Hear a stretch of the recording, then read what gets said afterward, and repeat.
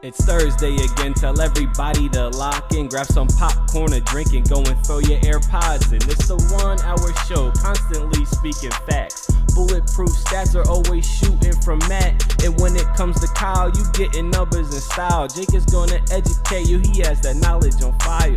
Players, step your game up, don't be sluggish or lazy. Or Jimmy J might hit you with a shaky baby. Catch him on YouTube or any podcast platform. Breaking all the news down like Shaq does the backboards. No hot takes, this is where the hottest debate's at. Now kick your feet up, cause it's time for straight facts.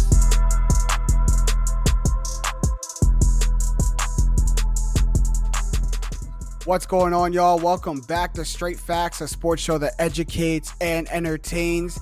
The off-season finale, which can only mean that football and the NFL season is right around the corner, man. Also, season 3 is right around the corner. It's your boy Jimmy J with my guys Jake Galley and Stat Matt Robertson. How we doing, y'all? Season or off-season finale. Like, you got to be juiced because we go back in studio next week. Season 3 starts next week. Football starts next week. A whole kit and caboodle. We've got kit and caboodle. It's crazy. That's a lot. That's honestly a pretty good descriptor of what's going to happen. We have a lot coming up.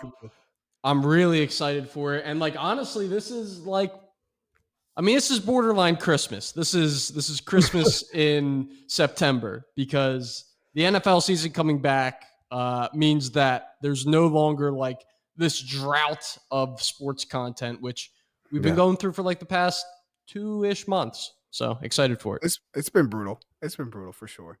Matt, I know you're excited.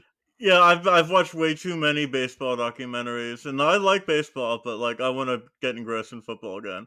I don't need to watch a 45-minute Mr. Padre documentary about Tony Gwynn on YouTube like I did. Oh yeah, you were in the trenches, my friend. You need football bad. You didn't watch the Derek Jeter documentary, did you? No, I'm not watching that. It's not worth watching. I wanted to, and I just missed it. I might find the part where they blow the 3-0 lead to Boston. Because I think it'll be interesting, not just to be a hater, but it'll be interesting to see how he processed that as this ultra competitor and how he needed to respond to it. I think that would be an interesting thing. But other than that, I don't have much interest. My hate for Derek Jeter makes me not want to watch it but my intrigue does. But then I feel like since I'm such a Derek Jeter hater, that it would just make me just enraged with his success and his glory in him. MJ haters probably hated The Last Dance. I would hate this Derek Jeter doc. But yeah, remember it's not like a doc about Jordan, it's like a doc about Chipper Jones. He's that's the level of player. Oh, I see. I remember. Oh my God. We are not doing this today. We are not. He's not nearly good enough Matt, we're not doing this today. We're not. Braves fans should watch a documentary about Chipper Jones. Yankees fans should watch a documentary about Derek Jeter. Well, I don't have interest in that. You're not gonna make me disrespect Chipper Jones either. I don't want to throw a straight at Chipper Jones because you put Derek Jeter in this category. I love Chipper Jones, great player. Why are we at a Chipper Jones? Why are we having a Chipper Jones debate right now? Why are we doing this? We're getting into NFL content. We're so used to not having the NFL that we try to find stuff to talk about that's interesting. I'm not doing it anymore. We don't have to do that. The NFL season is around the corner, which means in the last episode of the offseason, we need to have the NFL predictions. We need to lay it all out on the line for the viewers because the season starts next week. So the first thing that we're going to do is we're going to get into the biggest surprise player of this upcoming season for the NFL. So Jake, I'll go to you first. Who's going to shock people coming up this season? So I don't know if this one counts as a shocker, but I think it will maybe be more of an affirmation of what is one of the most hyped players coming into. So I guess in that regard, it's really not a surprise. But I think breakout. But I don't think this guy's a household name yet, to be honest. Gabe Davis on Buffalo. Yeah. Obviously, he had all of the shine in the playoff game. I think it's 4 touchdowns, 200 plus yards. I mean, it's enough to make you think that this guy's going to be the 1A, 1B. And I truly do believe that. And some people will say, he has Stephon Diggs there. They can't coexist as 2 high target guys. But, they've got the offensive machine firing with Josh Allen. I compare it a lot to the situation in Tampa Bay. I mean, you look at Mike Evans, number 1 receiver. Chris Godwin Is he a bona fide number one? He would be if Mike Evans wasn't on the team. So I truly do believe Gabe Davis is that guy. And he also gives you a little bit different of a target compared to Stephon Diggs, who's a little bit more of a slight frame and runs some deeper routes. And obviously Gabe Davis can run those routes too, but maybe a little bit more of like that Waller type frame where he's a big target. So I'm just really excited to see after that postseason. I won't spoil anything else later in the episode, but I'm really high on the Buffalo offense this year and excited to see Gabe Davis in it. I mean, I got to agree with you. Like, I completely, like, the playoff game, the AFC Championship games, can't just be like a flash in the pan for Gabe Davis. And there's plenty of room in that offense for them both to coexist. And I like the 1A, 1B. I like the Mike Evans and Chris Godwin comparison because we could be seeing the next like 1,000-yard duo of receivers. When you got Mike Evans and Chris Godwin, you got OBJ and Jarvis Landry, you got, CeeDee Lamb and Amari Cooper, you got these, two receivers who are averaging 1,000 yards per season. I think Gabe Davis is now coming into his own with Buffalo. And Buffalo is unlike some of the offenses in the NFL, some of the high-powered offenses in the NFL, is they've built a lot of time together. This is going to be now year 3, 4, 5 of this same unit, the same battery of quarterback and receiving core and tight end with Dawson Knox going at it. So it's only going to get better over time. They're only going to work everything out, and they're only going to make sure that there's enough targets for both of them to be on the field. And think about really quick, like who have been the number 2 receivers in this recent stretch? We've got Cole Beasley, we've got Mr. John Brown, and like Emmanuel Sanders. And Emmanuel Sanders, I'm not like, he's probably the best of that group, but I truly Gabe Davis is way better than those 3 guys when they played for the Bills. I mean, maybe certain time in his career, Emmanuel Sanders was close to a wide receiver 1, but like, I truly think it's going to be a new level for the Bills. They've been good. They've been a competitor. I think this season we might see them become like what the Chiefs have been for a couple years, that just a dominant, unstoppable offensive unit. We gonna see. For me, Gabe Davis, it's just it's so easy to just look at that playoff game and say, oh, he can do that in the regular season too. But remember, the Chiefs were a very flawed defense. He did some incredible, like unbelievable stuff, like beating people, making people fall over on the biggest plays of the game. Mm-hmm. But like NFL history is littered with great postseason performances from players who are just good players and nothing more than that. So like, I'm not anti Gabriel Davis, but I don't feel the draw to say that he'll like surprise everyone and have like a Pro Bowl season. And I guess that's a good line, because Jake, is that what you're saying? Like, is like put it on the line? Could he be a Pro Bowler? I think I don't know if I see that either. To be honest, it may hurt him because like Diggs is same position, going to be a Pro Bowler on his team. But if they're the number 1 offense and a top 2 team, they're going to have a lot of yardage and touchdowns and receptions to go around. Yeah. Like comparatively, 35 catches for 550 yards in the regular season last year. Like he's going to double that. I would be very comfortable saying he's going to double that. Yeah, 70 catches, 1,000 yards. 1,000-yard receiving season. Yeah, I could say 1,000-yard receiving season. They're going to want to put the top off the Maybach. Like Devin Singletary is not going to eat up a whole lot of yards. Zach Moss isn't going to eat up a whole lot of carries. Like they're a offense who puts all of their stock behind Josh Allen and that passing offense. So I like the Gabe Davis take. Matt, here's your surprising player. Carson Wentz. And I'm not someone who loves Carson Wentz. But like Carson Wentz is like, he's better than Baker, first of all. But he has like Baker Mayfield syndrome, where everyone acts like he's like the worst quarterback in the NFL when he's really just like, he's okay. He can be pretty good sometimes. He can be at times. He can be. Is he a reliable quarterback for a team that's trying to make the playoffs? No. Sometimes.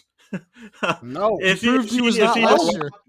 he a lot better than Taylor Heineke? Yes, he is. Yes. Like the Washington football team made the playoffs 2 years ago with a won the division with a 7-9 record with corpse of Alex Smith, and then Taylor Heineke played halfway decent against Tampa, and they lost. Last year, they have the same season, except the rest of the NFC East is in dumpster fire.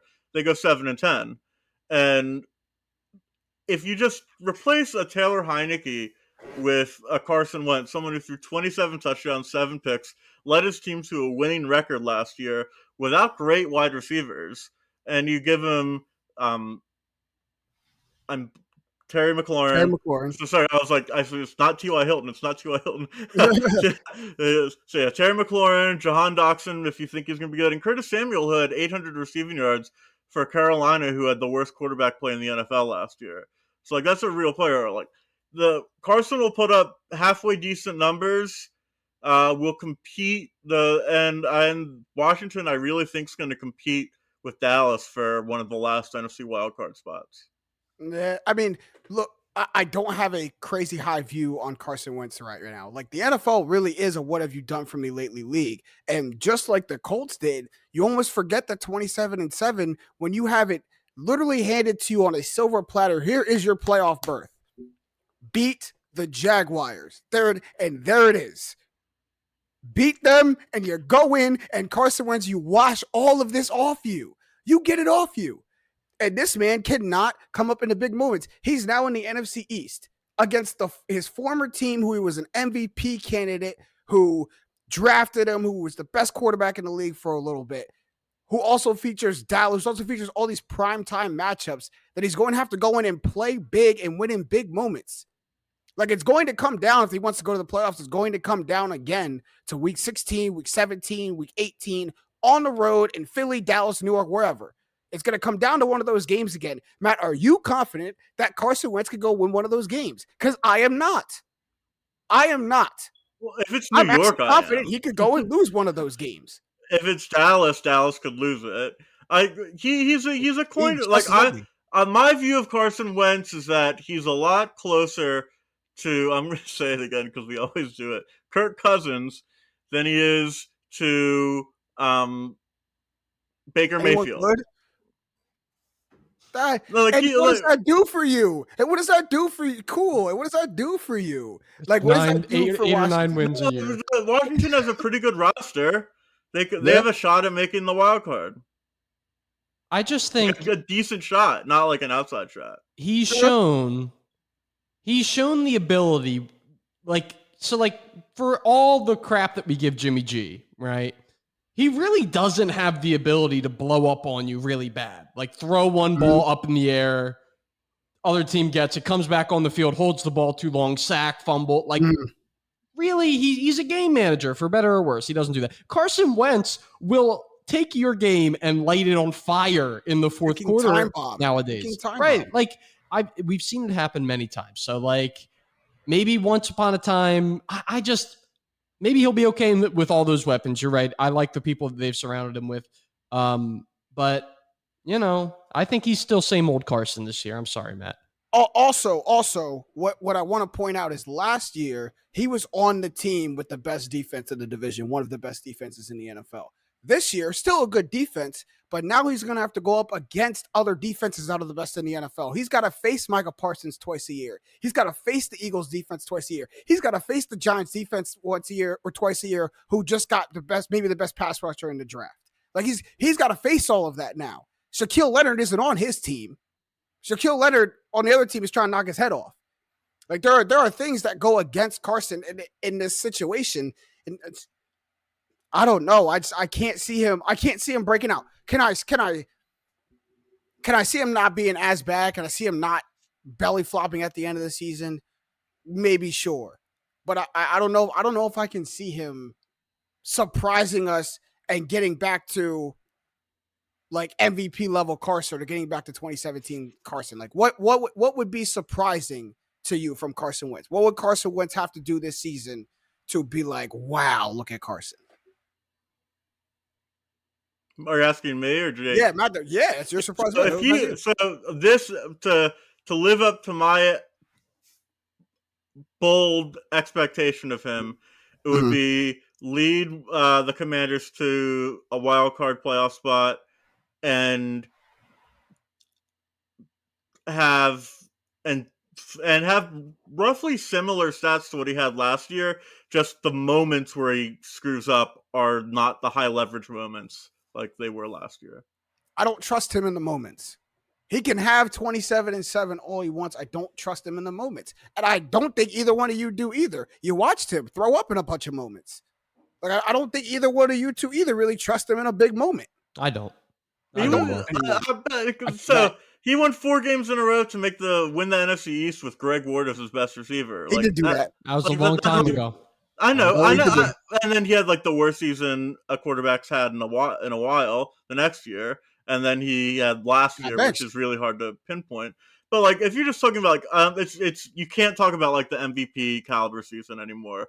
But like 2019, he was pretty good, and he can be a pretty good quarterback. Like, it's not the most surprising thing in the world. I hear you. This is the same quarterback who threw a left-handed interception. Pick right 6 in his own end zone. Yeah. Yeah, that's tough. That's really tough. Funny. That's really tough. He said that was funny. All right, my surprising play for this year is Juju Smith-Schuster, a guy who I think is about to go back to being one of the best threats in the NFL at the wide receiver position. Probably top 10 if I were to think. And it's mainly because of the quarterback he's with now. He goes from a very old and hanging on by his shoelaces, Ben Roethlisberger, to his career, to now going to Kansas City, to being with the most dynamic quarterback, the most creative quarterback, the best quarterback in the league, probably in the best offense, a high-powered offense. And he's not alone in that offense right now. It's not him going to be, getting all the attention and all the targets. You have obviously Travis Kelce in that offense, but also MVS, Marquez Valdez-Scantling, is going to draw a lot of attention over the top to allow Juju to get back to running these over the middle intermediate routes that made him so good in Pittsburgh. And I just think Kansas City's offense is really designed to do that. You look at Pittsburgh and Kansas City's offense last year, their net yards per attempt and where they ranked. The Steelers are in the bottom tier of the NFL, ranked 27th, and KC, as you expect, is top 10 and 8th. So that just tells you what this offense is designed to do. We've seen it run. I don't have to tell you about Kansas City's offense, but I think Juju going into that offense from where he was in Pittsburgh is a little revitalization. And Juju goes back to being one of those household names again. I think people are really down on Juju right now. It's almost like type of given up type of thing. And I don't think it's all him. I think a lot of it was the team he was on, the circumstance he was in. You give anybody Patrick Mahomes and they're I'm back to being optimistic about them. I like Juju. I was surprised. I'm looking at his stats now. I did not know he had 111 catches his second year in the league. He was popping off. 1,400 yards that year as well. I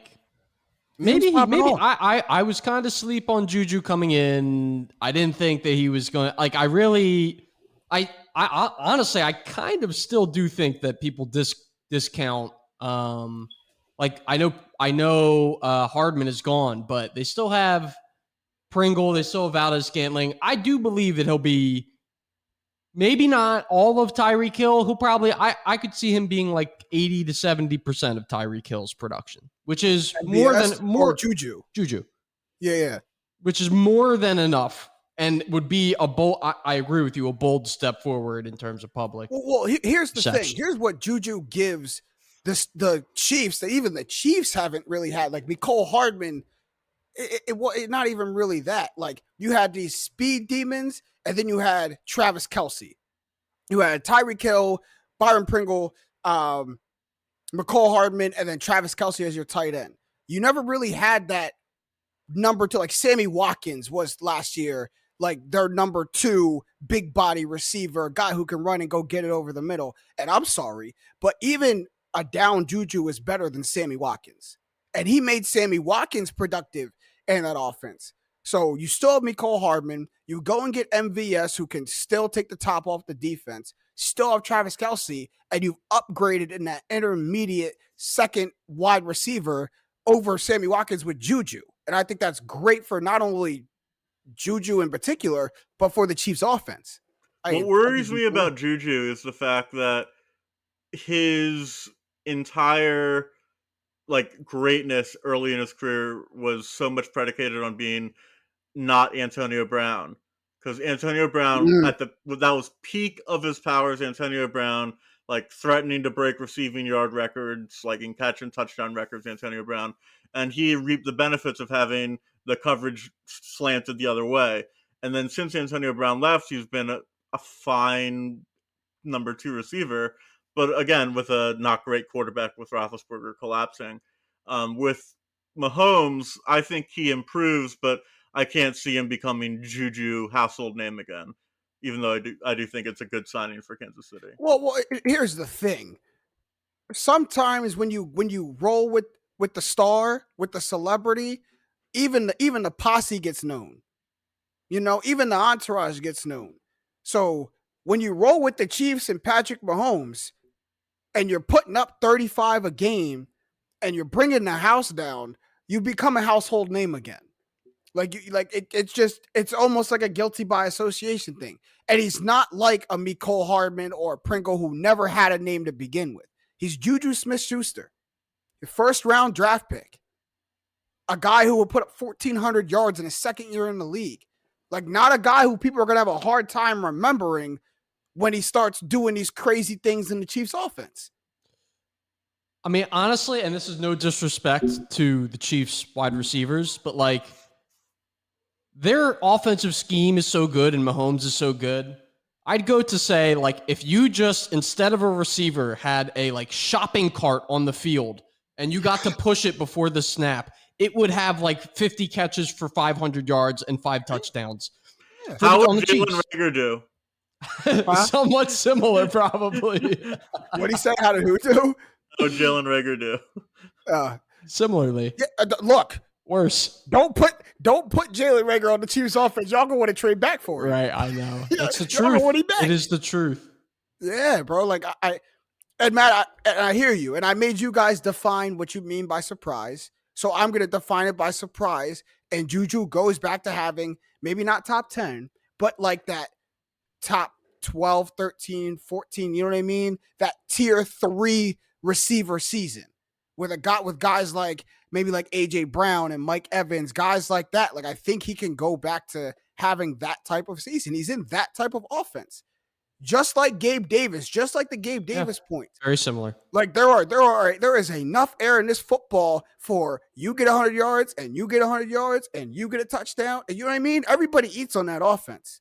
Yeah. You know, put Mecole Hardman on another team.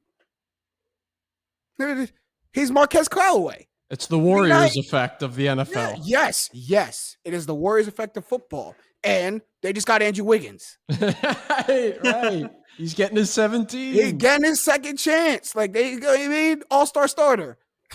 Ridiculous. Yeah. But all-star starter. Juju gonna go back to it. All right.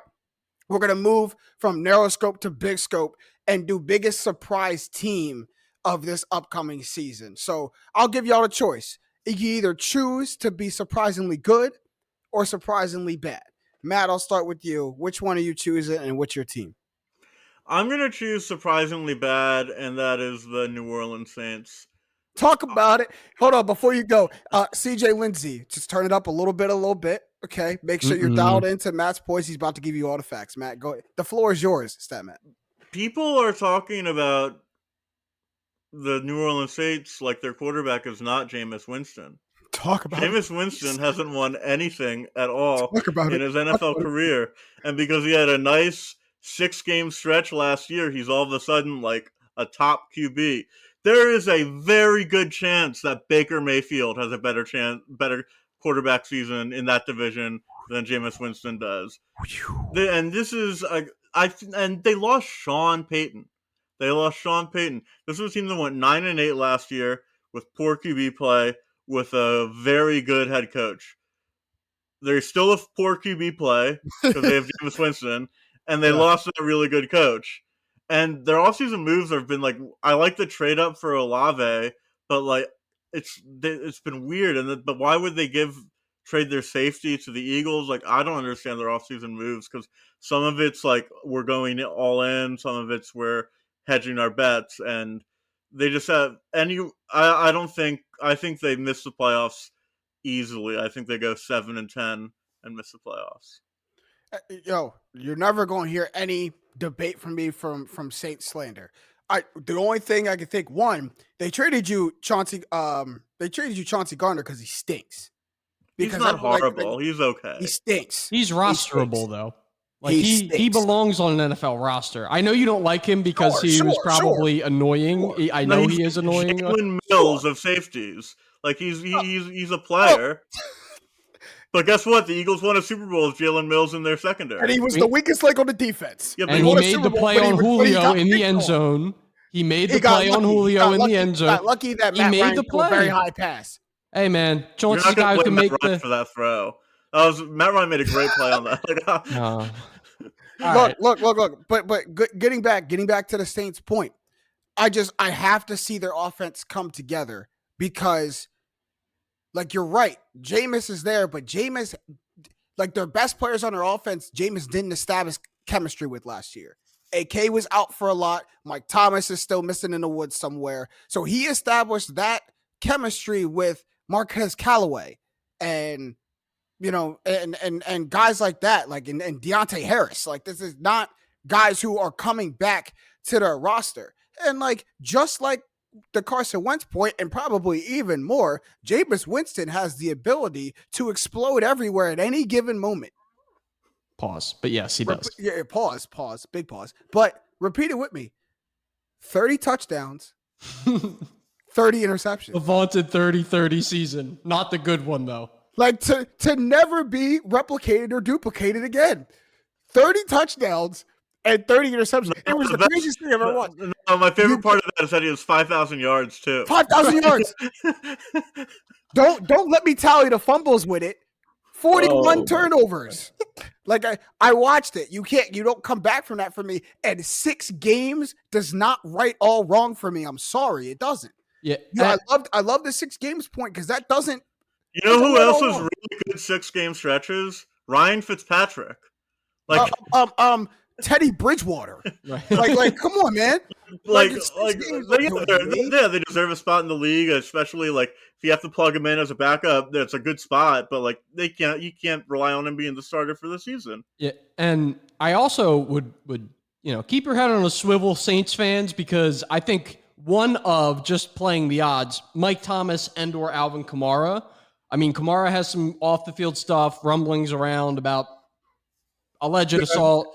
Something that could potentially hold him out for some games if it ever does come to litigation. I'm not reporting. I have no clue about if that is or isn't going to happen. Mike Thomas, on the other hand, very often injured and has not played in a couple of years. You cannot count on him to be 120, receptions in the year. Like, that's not happening. No more Drew Brees, no more Sean Payton, no more Prime. We had this conversation. Jameis don't throw slants. Right. Jameis don't throw 5-yard dig outs. No. If you're not 20 yards down the field, he don't see you. Like, that's where he throws. He don't throw hitches. He's got LASIK now. He actually will see you now. He just won't throw it there. He has LASIK. No. He gonna see people down the field even better. Right. He gonna see the windows down the field even clearer and want to go down there. I mean, it's a lot of Saints hate that comes from me, but and they might get us in the regular season because that's what they do. And then they'll dance with their strobe lights in the locker room in week 8 because they beat the Bucs. But then, Matt, I like it. 7 wins. I also need to support you in that hate because I need to get some licks off as well. Go ahead. The most surprisingly bad team this year is going to be the Dallas Cowboys. Is going to be. Not, I think it's going to be. Is going to be the Dallas Cowboys.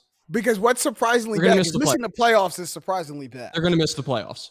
And I think it's mainly going to be due to the fact that they don't have a solid offensive line for the first time in Dak Prescott's career, really. And you also made mention earlier when we talked about Carson Wentz, but you're worried about him going up against the NFC East defenses. I mean, he doesn't have to go up against Micah Parsons, but he does have to go up against Chase Young in Dak Prescott, that is. So, like, I think he's going to be under duress like he's never been in his career. And that's going to adversely affect, like, the outcome. Plus, we didn't get to it. We moved past it. But my surprisingly bad player is also on this team. Zeke Elliott is so due to have the wheels fall off. And to be fair, they do have solid support if that does happen with Tony Pollard. But Zeke has been. But that doesn't minimize your point. That even might support it if Tony Pollard starts getting a lot more carries. That supports your point. But in terms of how much it'll hurt Dallas, I think it'll be minimal compared to other teams losing a top 5 player, has been top 5 player at that position. Mm-hmm. I think we're going to see some of the same stuff maybe in Arizona with DeAndre Hopkins starting to fall off. I don't know when he comes back from his suspension. But like once you get up into this 28-year-old range and you've been getting 300 touches every single year, your body doesn't like that a lot. So usually it starts to shut down. And I don't think, the defense is going to save them. Maybe not save them. The defense is gonna get them out of some things. Like I do think their defense is coming back stronger. Like I don't have as much disdain for Trayvon Diggs as a lot of people do. I think Micah Parsons is on his way to becoming the best defensive player in the league. Like I think their defense is very solid. I do also think they're underestimating the absence of Amari Cooper. And I know he pouted a lot last season. I know he wasn't the Amari Cooper that everyone's used to. But I think they're really, really overlooking the impact that Amari Cooper can have on a football game, even if he's not catching the ball. You must put a lot of attention over to Amari Cooper. And there's all of a sudden overnight stock rise in CeeDee Lamb. Like, I'm not sure I see it all the way. Good receiver, would be one of the best number 2s and receivers in the league, would be the next Chris Godwin or on the same level of Chris Godwin if that offense stayed where it was. But the number 1, like I'm not through the moon about it. Like I'm not through the moon about it. I'm not even as hung up about like going from Amari to CeeDee. Maybe Amari's the better player, but maybe 3 years from now, I would say CeeDee will probably be the better player. So whatever. The biggest discrepancy is going from Amari Cooper. But hold on, Amari Cooper. Amari Cooper at his best. Amari Cooper at his best. No, Amari Cooper 3 years from now. Top 6, 7, 8 receiver in the league now.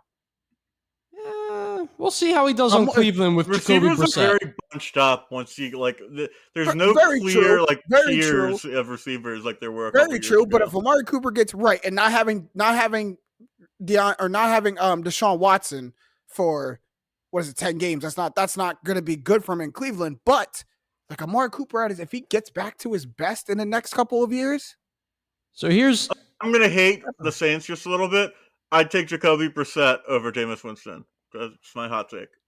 I'd say they're about the same player, but just to close this point out, the biggest discrepancy is now your wide receiver 3 isn't Michael Gallup. It is, and I'll let you guys tell me who the third best guy is. James Washington, Jalen Tolbert, Kevontae Turpin, Dennis Houston, Noah Brown, or Simi Fehoko. You take your pick. Were you really reading these wide receivers or like the Texas Longhorns wide receiver recruiting list? I literally was you could have been naming me the top high school recruits in the country, and I wouldn't have known the difference. I wouldn't have known the difference. Yeah, it's shocking. So take your pick. So take your pick. Yeah, I agree with Jake. I just was too wimpy to go with it. I hear you. No, I hear you. Because for y'all, it's an easy thing to say. Yeah, but they were 12-5 last year. It was a great chance for them to honestly have a playoff run last year because the NFC had no clear big favorite. There wasn't an unstoppable force, and they choked at home to Jimmy G, and they ran a draw with no timeouts to lose a playoff game. It was fantastic. Oh, that was so sweet. They wasted. Also, Kyle Shanahan almost blew that game, but the Cowboys are the Cowboys, so they can't even capitalize on that. So it's the classic Cowboys of my lifetime where they waste teams of great talent, and then when it chips away, they collapse, and that seems to be where it's trending. And but the talent is dwindling. The great talent. The last year was their shot, and now all these pieces are leaving, and then Tyron Smith gets hurt, and it's rough. The Cowboys for a couple of year stretch, even before the Micah Parsons of the world, had a roster on paper that I was like, this team almost unbeatable, yo. Like they had Byron Jones back there before, Trayvon Diggs made a name for himself. Like they had people on that roster. And Now they don't. Like now it's a now it's a much less known roster. So we're gonna see. All right, y'all was negative with yours. My surprising team is going to be on the good side, and it may not seem like this team should be on a surprising list. I'm gonna go with the Oakland Raiders, and what they're gonna surprise people. This team will be contending for an AFC Championship game, AFC Championship Super Bowl. That's my surprise. Because I really don't think people are realizing how good this team is on. Like, bro, this team is stacked on paper. This team is very, very good on paper, and I am very high on Derek Carr's ability to run this offense. Like, what? What do you got to say? So you're making something that I do very often, and here's a very important distinction. They have a very stacked offense on paper, and they do. No. They have not a very stacked defense. I'm sorry. They have a defense on the roster. Does the pass rushing pair of Max Crosby and Chandler Jones mean anything to anybody? Like what? Why are we not talking about that? Jonathan Ingram in the secondary. Like, why are we not talking about that? He's a good box safety, but like when you're gonna have to say, "Hey, Jonathan, we're gonna need you to hang back in case there's some sort of you only got to cover Juju for 3-4 seconds." Running down the seam. He can't. You only got to cover for 3-4 seconds because one of them is getting home. You can't double team both defensive ends, and I got 2 top 5 sackers in the league last year. Does this have anything to do with maybe a team that wears blue and yellow and white? Maybe it has nothing to do with the Chargers. Will they beat the Chargers on the way to surprising people? Absolutely, but this has nothing to do with. I don't dislike the Chargers. They just got to prove it to me. And if they can't beat the Raiders again and miss the playoffs again, then they don't prove anything to me. But that's just the defensive side of the ball. And then you go, what people also aren't talking about is they probably have a top 5 to 6 receiving core all the way around in the league.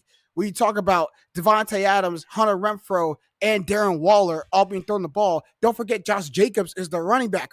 Come on, man. Like, this team is going to be very good, and people are very sleep on Derek Carr. Derek Carr led that team on a run last year to get to the playoffs.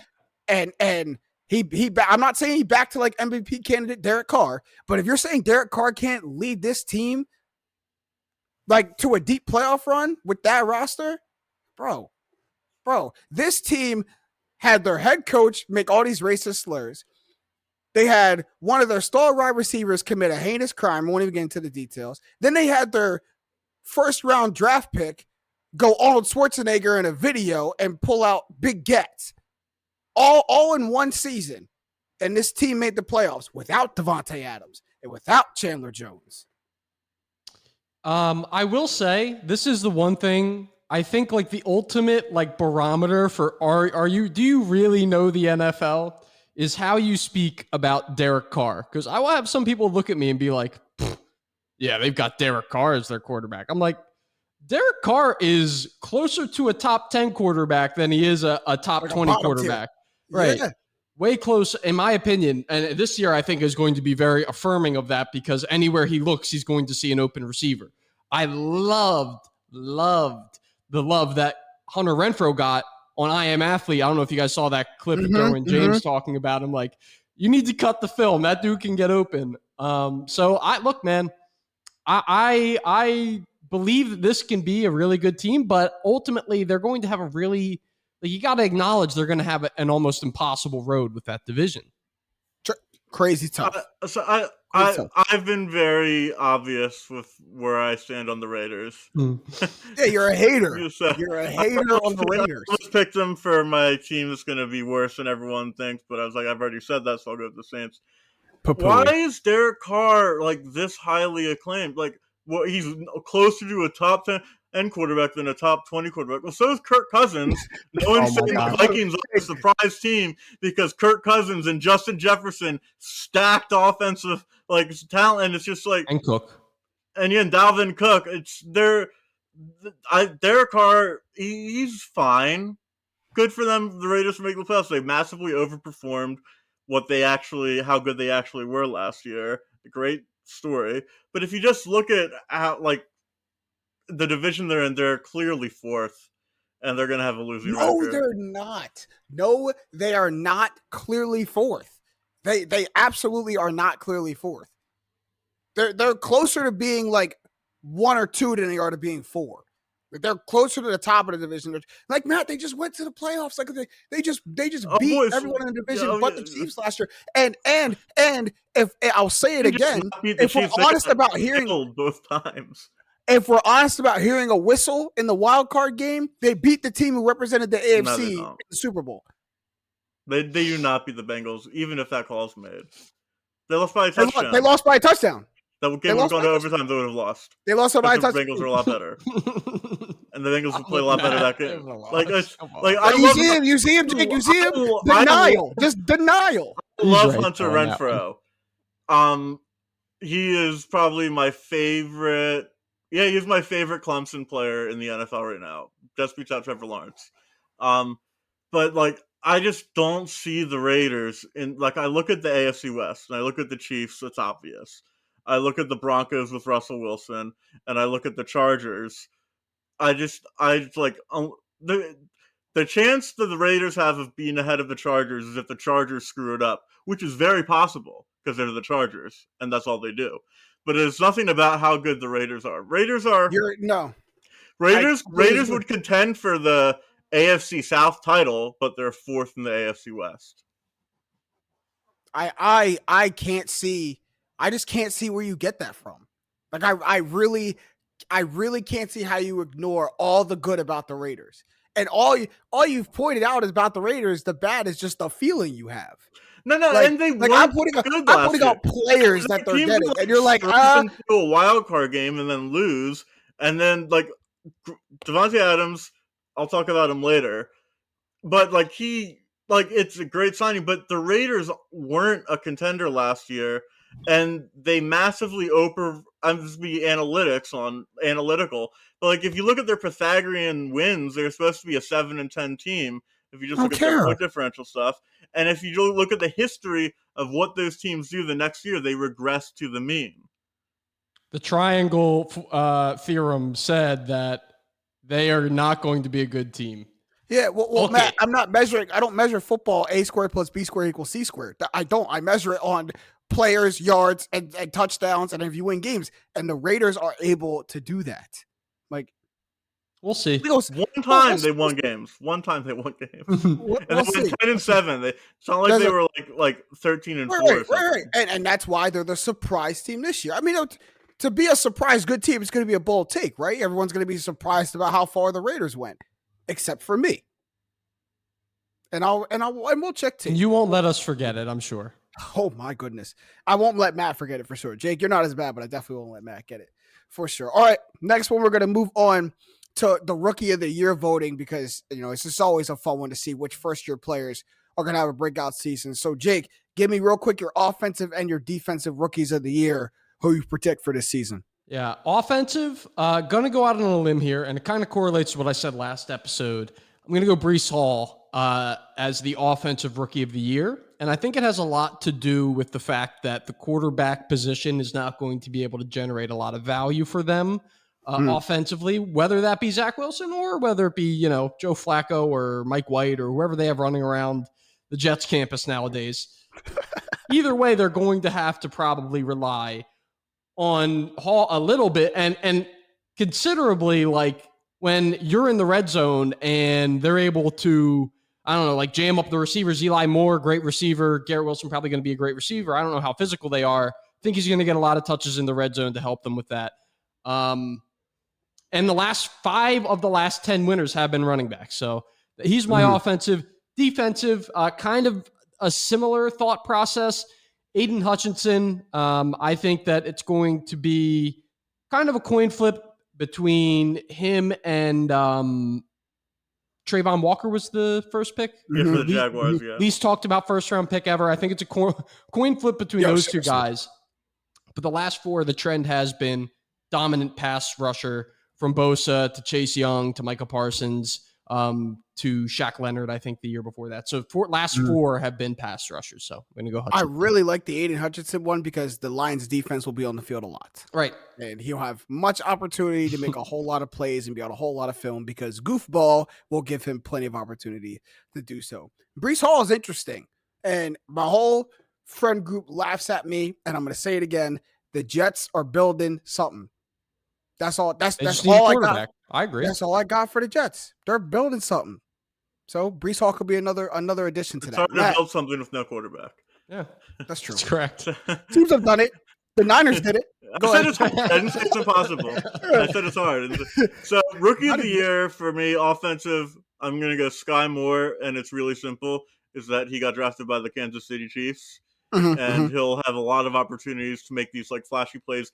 And I think voters will get like enticed by like the big moments. Like it'll be a primetime game against like Buffalo, and he makes like a really nice play, and people remember that when they're not really thinking much about how Breece Hall's doing at his 1:00 kickoff time. So Skyy Moore's mostly a team fit kind of thing. And defensive, I just Sauce Gardner. I know it's hard for a corner to win the award, but I just really think he doesn't get the respect he deserves because he played for Cincinnati. He was one of the greatest college cornerbacks in the history of college football, and he's a monster. And there's a chance that teams are going to try to pick on him early, and he'll make them pay, and he'll have a really solid statistical season.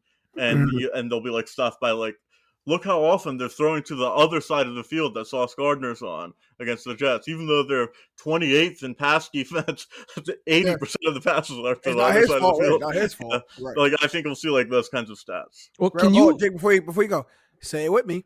The Jets are building something. This is what I'm about to say. If they could you imagine who do you point the finger to when they have the offensive and defensive rookie of the year and go 4-13? It's got to be Zach Wilson. Zach Wilson. At that point, I will hop off the Zach Wilson train. At that point, I will be completely out on Zach Wilson if that happens. But the Jets are building something. My offensive rookie of the year and defensive rookie of the year, I'll go offensive first. I know I gave the Saints a lot of slander, but it was more Mike Thomas slander. And I think Chris Olave can come and shock a lot of people and be up there for offensive player of the year. If you look at just kind of recent history of offensive players of the year too, you have Jamar Chase, who gets it last year. You have Justin Jefferson the year before, who a lot of people think should have gotten it, and then won't go into it, but Justin Herbert gets it. Won't go into it much. We already know about that. But the trend is rookie wide receivers coming in and making a big impact. And if you watch Chris Olave's tape in Columbus, Ohio at Ohio State, you know this brother is about to get to it. I mean, holds so many Ohio State receiving records for yards and touchdowns. And like I said, he goes into an offense at a quarterback who's want to go to throw the ball down the field. And now you have a guy in Chris Olave who is deceptively fast, runs exceptional routes for being a rookie receiver in the NFL.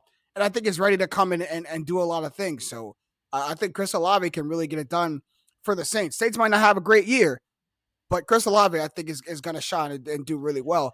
And then for my defensive player of the year, or my defensive rookie of the year, actually, I didn't have a defensive rookie either. So how about that? I came unprepared for this one. But you like Hutchinson, right? I do like Hutchinson. I also like Kayvon Thibodeau, but I don't know if I like him enough for defensive player. He also is going to have. He's also coming in with some shoulder issues, right? Some issues out of camp. So we'll see. But I like both y'all picks, to be honest. Matt, I'll say this: I've come around a lot to Sauce Gardner because I was one of the guys who fell susceptible to him playing for Cincinnati, and it was actually my man Chuck. Shout out to Chuck Laughlin, who was like, "Nah, man, run the tape." It don't matter who he was against. That man was locked down. And I ran the tape a little bit, and I was like, balls really went his way. And when they did, they were not completed. And most of the time, they were intercepted the other way. You can fast forward through the tape. Not a whole lot of them on it. Yeah, no, seriously. So, I like Chris Olave. Just the way he bounced back. He tried to make a play in the Fiesta Bowl that they lost to Clemson, where he cut outside because he thought Fields would turn out, and because he cut outside, Fields threw the game-losing pick, and a lot of players that would really hurt them mentally, and he came back and became one of the best wide receivers in the country immediately. And that kind of mentality is what makes you and skill, obviously. But we know that is what makes you succeed in the NFL. Yeah. Oh, here, I'll say one. He won't win Defensive Rookie of the Year, but he'll have a crazy impact. It's just very hard from this position. Y'all, dude, Jordan Davis. Thought you were going there. Nice. Yeah. That brother. Yeah. One of the small benefits of like living in the Philadelphia Eagles media market is I get to see tape from y'all that not everyone gets to see, and the tape that y'all put out at this guy at camp and in practice is scary. Like it's really alarming for opposing offenses. Jordan Davis is the biggest chance that Wentz doesn't live up to my take because literally, but Matt, literally the biggest. Wentz, it's like it's I don't think he's going to be playing many more games this season. And didn't he run? I don't want to misquote it, but didn't he run like a stupid 40 time? Well, for his size, a stupid 40. You run like a 4.8, I think. I thought it was lower than that. It was 4.8. Look up his 40 time really quick. I thought it was lower. 4.78. He ran a 4.7. Nah, if I'll give it a 4.7. I'm going to call 4.7 because he's the size of my refrigerator. So. Right. You got to give him, round down. I'm rounding down instead of up. All right. The best time, the best prediction, our Super Bowl picks. Give me what you think is your definite Super Bowl winner, and give me your dark horse Super Bowl contender. Jake, you go first. So I already unveiled, and I kind of spoke to it earlier as to why. A few episodes ago, mentioned that I bet on the Buffalo Bills to finally bring home a Super Bowl, and make good on the four falls of Buffalo. But like, I already said I think they're going to be the best offense in the league. They got better on offense. They were the best defense in the league last year and got better. They almost It's not talked about a lot. It's not like a popularized thing, but I think there are only 2 or 3 defenses to ever do the triple crown of least points against, least yards against, most takeaways. They were like 3 or 4 takeaways from doing that. I think it was like the 92 Eagles, the Legion of Doom, and the Bears defense in 85 were the only defenses to ever do it. So like they have a historically good offense, or I think they will, and they had a historically good defense almost. So, and they got better. I don't know how the Bills don't win this year. You're just fading luck. I mean, or unluckiness, I guess, if you're Buffalo. Right. So they're my pick. And then, which brings me great pleasure to say this. Talk your stuff. Actually believe it, unlike past years. The Eagles are a above average quarterback season from Jalen Hurts away from going on a very deep playoff run and potentially to the Super Bowl. I am positive that the outside of Hurts, they have the talent to do that. I give you, because they're your dark horse, and to be honest, they're like the last team you could say dark horse to, because you guys, I mean, I guess it's he all can't even form. He couldn't even. He couldn't. Did you see, Matt? He wanted to give us a compliment right there, and he couldn't even get it out. No, he was like, "You're." I am giving that's. Hey, if you don't take that as a compliment, you're not going. You're gonna be very disappointed about what I got to say about the It might get bad. Like I know last year we played Tampa in the playoffs, but everyone knew. Like I talked myself into a win, but like I was being. I said I was going full homer. That was my disclaimer, and I went full homer. But like if the Eagles play Tampa in the playoffs and the line is within 3 points, I'm gonna be way too invested in the result. Don't do that financially. It'll be a little dangerous for the pod. Like if we lose on some like ridiculous like play or call, and I'm just like mad at you. Well, and here's the thing, Matt, is I don't know why you do this yourself, because you could have just taken the win of the Eagles being a darker Super Bowl team. Now you got to bring me into it. I got to bring the team that you're not going to beat. Like, why you had to bring us into it? It's going to be interesting. It's going to be interesting for the listeners, because if it's one thing when the 2 seed Bucks are playing the 7 seed Eagles. It's another when the Bucks and Eagles are both viewed as Super Super Bowl contenders, and they're playing in the divisional conference title game. Like then, it seemed to end well for us, Matt. Those scars don't heal. Like I'm over the playoff loss last year.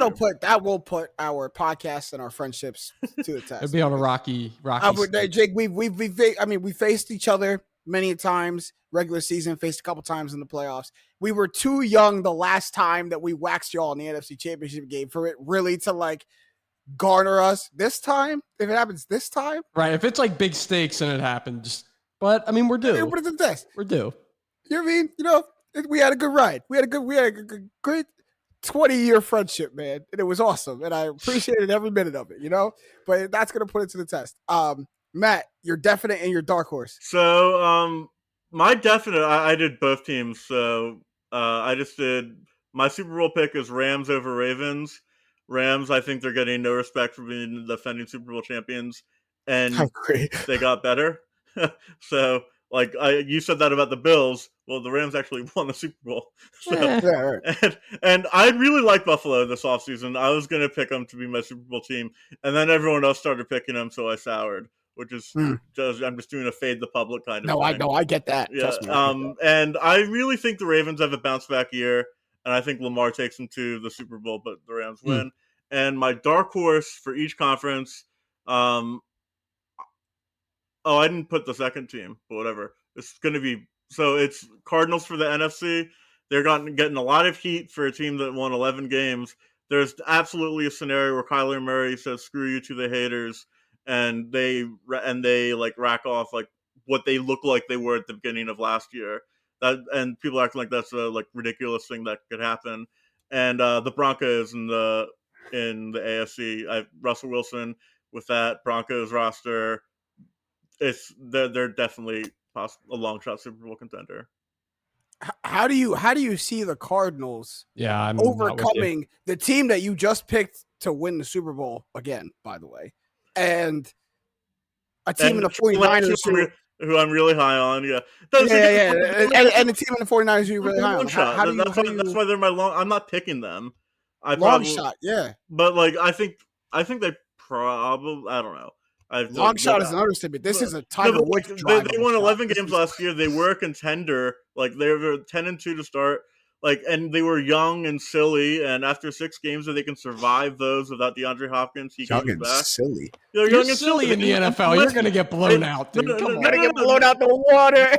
They did. They got blown out the water by the Rams in the playoffs. They're young and dumb and just happy to be there. And a team that actually becomes a contender takes that loss and swallows the bitter pill and gets better the next year.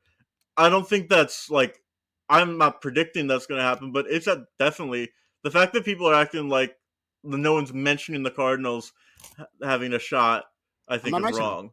I'm not mentioning them, but this does coincide with your Cliff Kingsbury take of him not getting enough respect. So I kind of see where it's coming from, but there's too much instability in this offseason for them. It's too much going on. That Kyler thing is that's a looming little something. Like, people will not ever forget that you not only put it in his contract, but it was so polarizing that it got leaked to the public. I've never heard like something like that getting leaked to the public, unless it's incentives. Because I've never heard a provision like that. And I'm sure he's not the only person or quarterback or player to get something like that. I'm sure that happens. The Cardinals didn't make that up.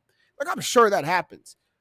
But his got leaked, and they gave him study hall. They gave a professional quarterback, and not even a lengthy study hall. They said, humor me. Sit down for 4 hours a week and watch film. What? Like, what? Like, that's like, what? So that DeAndre Hopkins goes and gets himself suspended for 6 games. You don't have Christian Kirk. You don't have Chandler Jones. Like, it's... Like, I don't see it, man. And Cardinals are getting this. Yeah, the last point is the coach let him call plays, which was, in my opinion, a massive mistake in the preseason. So that when things go poorly for them, which every team, good or not, like they have lulls unless they're going to go undefeated. Like, at what point, if they lose a couple games, are they like, "Hey, coach, we talked. We want Kyler to call the plays." Now you're in trouble. Now there's no real right answer. I don't know. I mean, that could who knows if that's going to happen? But long shot, right? Long shot. Yeah. Not my pick. Fair. Yeah, like Steph Curry range. Like, honestly, they're going to finish third in the NFC West, and I think they're a wild card. That's my prediction for them. Maybe. But like, I think there's. Let me not talk. I got a long shot. I got a long shot too. My definite, and I'm on the homer wagon with Jake, but I've already said this a couple episodes ago too. The Tampa Bay Buccaneers go and repeat as Super Bowl champions. It's just that wouldn't be a repeat. Because the Rams won. I said go, not repeat. Matt, shut up. Like, you know what I mean. I hate it. Like repeat is something like last year didn't happen. The Rams didn't knock them out. You're not repeating as champions if you there's a year in the middle where you don't win. Like, why you like this? Honestly, because you know what I mean. Everyone out there knows what I mean. No, you know what I mean. They go and win themselves another Super Bowl. Fine. They're second in 3 years. They go and win themselves another Super Bowl is what I meant to say. And I've laid out all the reasons why before. And I love that Tom Brady's back. I love he can put it to bed. I love he's like not really steering or running from the fact of his absence. Like that kind of response puts like ease and everyone in this corner. Like it might not feel like that from an objective point of view, but from the Buccaneers camp, that kind of response gives us like ease. Like he's not circumventing it. He's not trying to say like, oh, I wasn't even gone for that long. He's not trying to deflect blame. He's like, bro, like, have you ever been 44 and played in the NFL? No. Like it's different. Like I got stuff going on. My kids are teenagers. Like it's like all these things are swirling around him, and he let the team know, so he's back. It looks like everything is going to be good. We can get to my dark horse. My dark horse is a dark horse. How about this for y'all? The Jacksonville Jaguars, dark horse Super Bowl contender. Matt, you talked about it, how you would love for this to be a bounce back year for Trevor Lawrence. And I have said it before. I reserve the right to judge Trevor Lawrence until his head coach is not Urban Meyer. I cannot put him under any type of microscope when that was his guidance last year. That's just unfair. And I know the talent I saw in Trevor Lawrence. I watched it for 3 straight years in college. I know the talent that is there. And, you know, he's got upgraded weapons. We went through the last episode, I believe it was, all like 5 or 6 one-score games that the Jaguars lost last year. Good coaching, good preparation, that physics itself. And his coach is a coach who, in his first year, went and led a team to a Super Bowl. And brought a guy in Carson Wentz to MVP candidacy. So if he could do it with Carson Wentz, with ticking time bomb over there, I got to believe he could do it with Sunshine. He wasn't a ticking time bomb then, but I got to believe he could do it with Sunshine. I knew what you were saying. He wasn't a ticking time bomb then, but I got to believe he could do it with Trevor Lawrence. Look, we're saying long shot, we're saying dark horse, but I don't think the Jags are set up for better success now. One, I don't think their division is as good as crazy. Like the Titans are still the Titans, but to me, they're kind of meddling in where they are. They're not upgrading in anywhere. They're not really striking fear in anybody's hearts anymore. They were the 1 seed last year. Nobody cares. Yeah, they don't strike fear in anybody's hearts. Like I really don't think that they do. That is crazy that they were the 1 seed. And the Colts, I don't see success with Matt Ryan. We don't have to get into a Matt Ryan debate. I really don't want to, but I don't see like a whole lot of success with Matt Ryan. Their defense is still very good. They're still gonna have to go through that. But Jonathan Taylor. I'm not, and Jonathan Taylor, but the change of quarterback, they're putting so much stock into this Matt Ryan over Carson Wentz thing, and I think they're trying to force something, and I really don't see it. So I think the Jags have an opportunity. Like there's a little crack in the door, there's a little crack in the hallway for them to bust through it, and I think they have the ability to. Will they? Probably not, but there's a better chance that the Jaguars make the Super Bowl or the Cardinals make the Super Bowl? Ooh, probably the Cardinals. I'd say the Cardinals, but I'm actually I already bet on the Jaguars to win the division, so I'm high on them. I'd rather have the I don't care about being right. I'd rather have the Jaguars make the Super Bowl. I love Trevor Lawrence. I love Doug Peterson. I love Travis Etienne. You got big ties over there. That's funny. No, I mean, but to be honest, the Cardinals, perfect world, start 5-6 spots ahead of the Jaguars. The Cardinals now start 1 spot maybe equal playing to the Jaguars right now. Like maybe just because of their standing last year, they may have a spot ahead, but I don't see much positive going around in the Arizona Cardinals right now. And the AFC South is easier than the NFC West. Yeah. So, you know what I mean? There goes the dark horse for you. All right, man. Time to wrap up the final off-season episode. Like we said, season 3 is around the corner next week. We cannot wait to be back in studio. Also got a great guest. I'll tell you about it after or at the buzzers, but we can always get some shots up at the buzzer. Who's got something to say at the buzzer?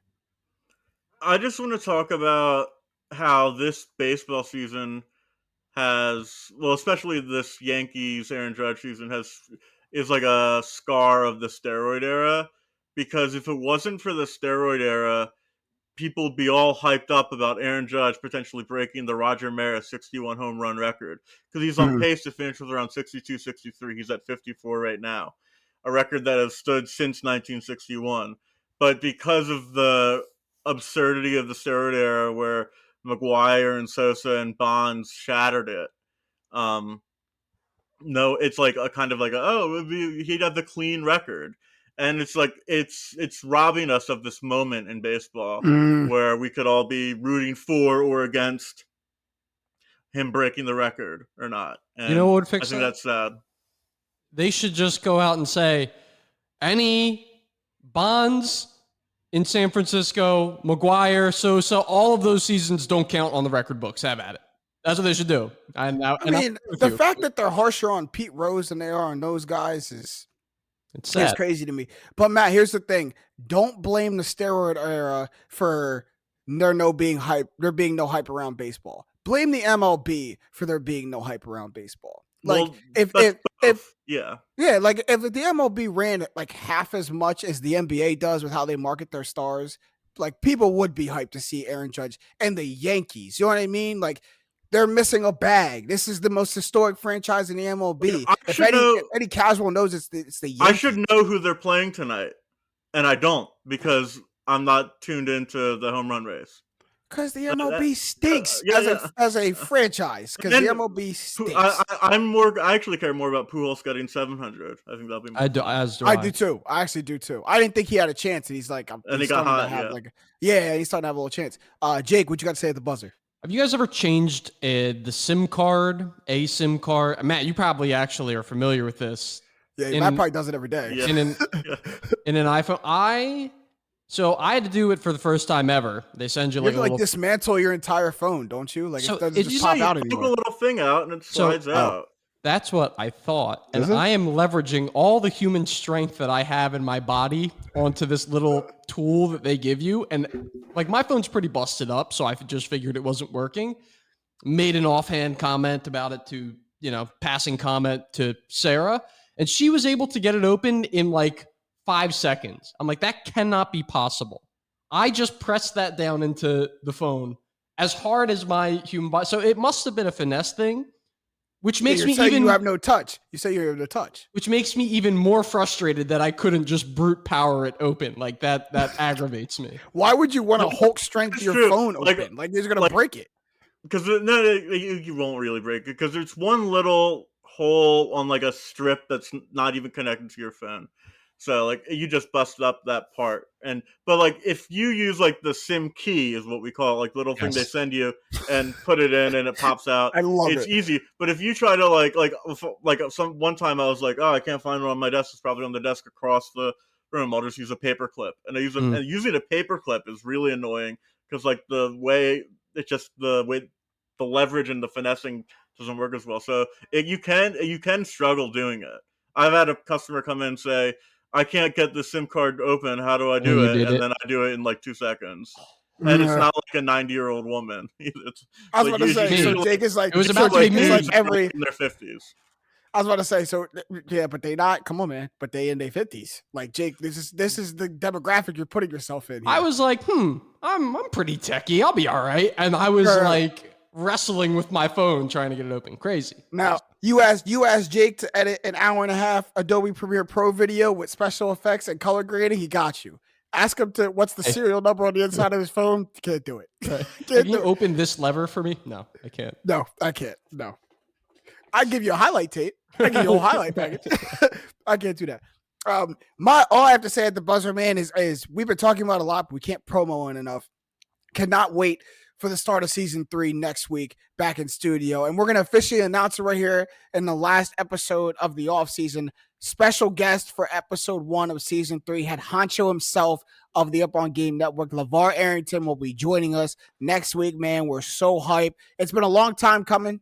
You know what I mean? Like a whole year into this network, we finally get him on, but we can't wait, man. We're talking NFL. We're going to set the scene for week 1 next week, and we can't wait to have him on. We can't wait to have all of our listeners back. We can't wait to be back in full swing. But shout out to everyone on Up On Game Presents Network, LeVar, and then Plexico, and TJ Hushmanzada. And then shout out to my guys. I'll see y'all next week. Jake Galley and Stat Matt Robinson. I'm James Jackson.